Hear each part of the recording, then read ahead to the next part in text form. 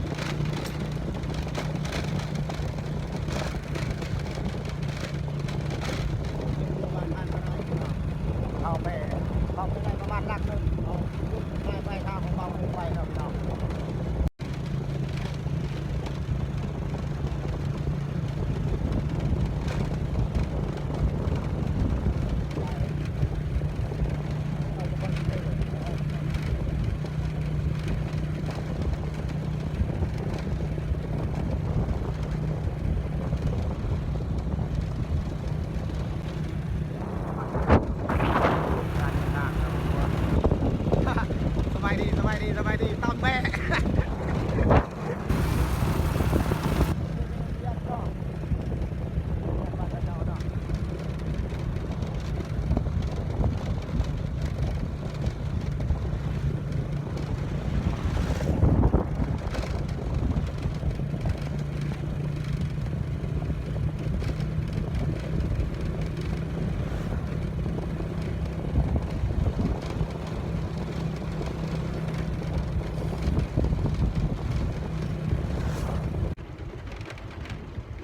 มาฮอด3 แยกเลยพี่น้องมาฮอด3 แยกเลย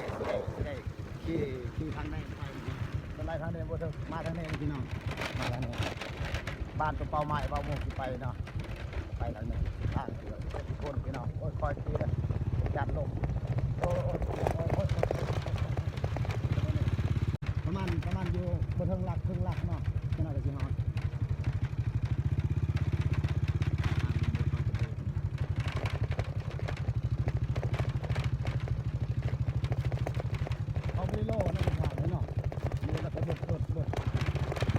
ฮอดฮอดเดือนเสี่ยวเลย15เสี่ยวยิ่งค่าน้ำมาล้างตีนล้างมือเดือนลายนี่ตั้งใจว่าแต่งตัวล่อๆเด้อวันนี้ว่าสิไปหามือเศร้ามือซองได้ด่านวันนี้มาทางล่างก็เอาทางพระส่งไปนำวันละโลดจัดบุญประเพณีบุญบ้านมันวันนี้เป่าบุญไฟเนาะไปถ่ายคลิปให้พี่น้องเพิ่งเนี่ยเมื่อแรกมันมีงานมีวงดนตรีนำเลยเมื่อแรกวงยังเป็นว่าเสเพชรน้องไม้เมื่อแรกพอกัดอยู่บ้านต้นใหญ่เลยบ้านห้วยแร่แล้วพี่น้องพอกัดในเบ้าบุญแผ่ถ่ายคลิปให้น้องให้พี่น้องพูดในบ้านเป็นประเพณีในบ้านเป็นไงพวกเรากัดเบ้าบุญจัดให้เมื่อไหร่ถ่ายให้เนาะไปทำกันยวด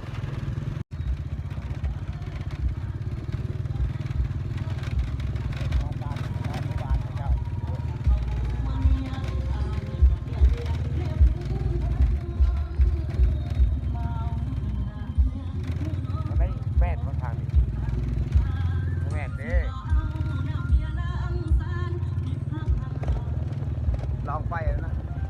ตอนจะได้เอาผมแม่นดิอาจจักได้ลงดีวะโอ้ยมอนี่ก็ไม่อยากลงกินรถด้วยอยากสนุกโพดแห่งสะเพอก็บ่ลอยโอ้ขอบใจเด้อพอเด้อไปประมาณนี้บ่ชื่อเฮือนชื่อซ่านเขาเจ้าเลยนี่แม่นบ่โอ้ อ้บ่อยากเจอเลยห้องเราบ่ได้มาทางนี้ ทายเลยเนาะ สบายดีมาแต่เช้าเหรอพี่เบาหมูกมาฮอดจุดหมายปลายทางของเบาหมูกแหละเบาหมูกสิขึ้นไปถ่ายให้พี่น้อง FC เบิ่งว่านี่ไอ้น้องเพิ่นมาใหม่มาก่อนเนาะได้คนเด้อมื้อนี้ใส่สบายดีใส่เจ้าของมันไปใส่เลย ตาแดงแล้ว ตาแดงเบา มือแน่บ่แน่แล้ว เสียลุยก็มาก่อนจะเช้าก่อนฮะพี่ทีมงานพี่น้องเพิ่นเขาเจ้าเขามาก่อนนี่ขึ้นมาทางนี้บัดนี้อ้าว สบายดีเชียว โอ้ ไล่สดนักข่าว จะได้มาจากโมงเลยนี่ โอ้ยฮักกะ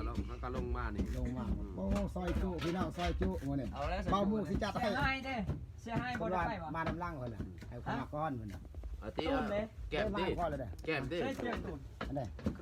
นะจับแน่โอ้นักข่าวมา ผมมีจอง